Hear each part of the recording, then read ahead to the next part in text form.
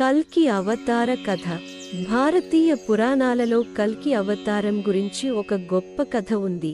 ఈ కథ ప్రకారం కలియుగం చివరలో అంధకారం మరియు నీతిమాలిన సమయాలలో ప్రపంచం ఒక రక్షకుని కోసం వేచి ఉంటుంది. ఆ రక్షకుడు కల్కి అవతారం అని చెప్పబడింది. కల్కి పుట్టుక. ప్రపంచం మహా కష్టాల్లో ఉంది.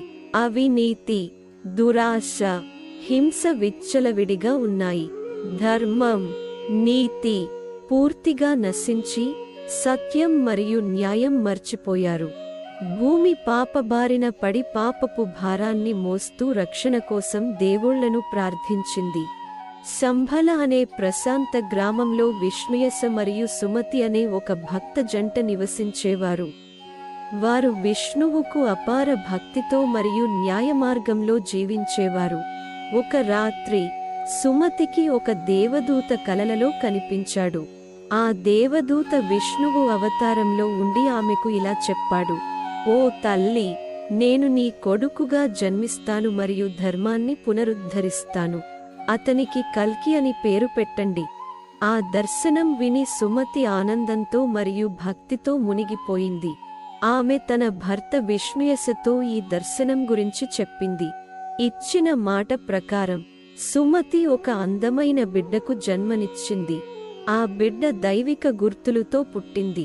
అతను దైవిక మూలంను సూచిస్తూ ఆ జంట అతనికి కల్కి అని పేరు పెట్టారు. కల్కి పెరుగుదల మరియు శిక్షణ. కల్కి సంభలలో తన తల్లిదండ్రుల ఆధ్వర్యంలో పెరిగాడు.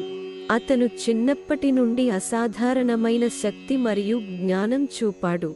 విష్ణువు యొక్క అమర అవతారమైన పరశురామ కల్కిని యుద్ధ కళలలో మరియు ఆయుధాలలో శిక్షణ ఇచ్చాడు.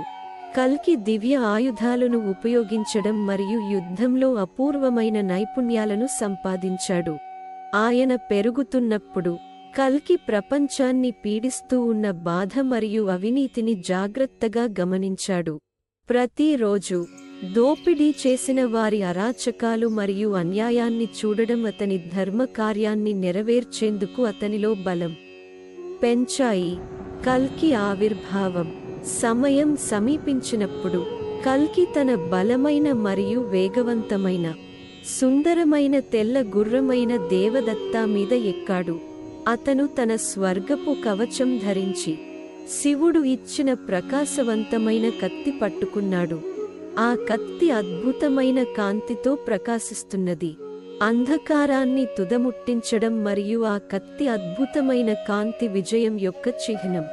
కల్కి మొదటి కార్యం అన్యాయ పాలకులను మరియు అవినీతిపరులను తొలగించడం. అతని అసమానమైన పరాక్రమంతో అతను రాక్షస మరియు అన్యాయ సైన్యాలను నాశనం చేశాడు. ప్రతి యుద్ధం అతను ఎంచుకోవడం అతని దైవిక ఉద్దేశ్యంకు సాక్ష్యం. ధర్మ పునరుద్ధరణ.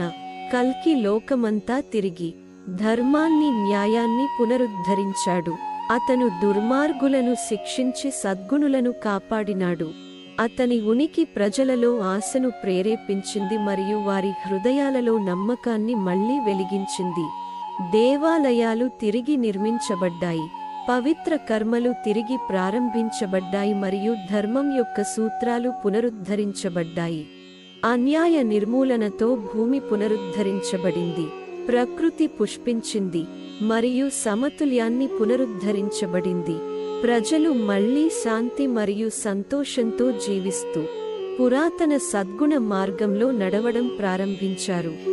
సత్యయుగంలో మార్పు. కల్కి యొక్క మిషన్ కేవలం దుర్మార్గాన్ని నిర్మూలించడం కాదు, కొత్త ప్రారంభం కోసం ప్రపంచాన్ని సిద్ధం చేయడం. ధర్మం స్థాపించిన తరువాత కల్కి స్వర్గానికి చేరాడు. కాలియుగం ముగింపును మరియు సత్యయుగం, సత్యం మరియు ధర్మం యొక్క యుగం ప్రారంభాన్ని సూచిస్తూ. సత్యయుగంలో మానవత్వం దీర్ఘ జీవితం, మంచి ఆరోగ్యం మరియు ఆధ్యాత్మిక వెలుగుతో ఆశీర్వదించబడింది. కల్కి యొక్క బోధనలు జ్ఞాపకం చేయబడి అనుసరించబడి ప్రపంచం ధర్మ మార్గంలో ఉంటుందని నిర్ధారించబడింది.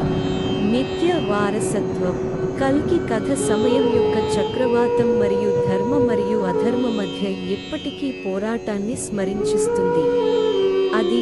చివరగా అంధకారం అయిన సత్యం ఎప్పుడూ విజయం సాధిస్తుందని ఆశను పంచుతుంది.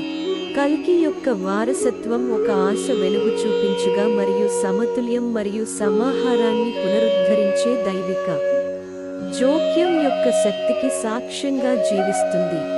If you liked this video, please like, share and subscribe.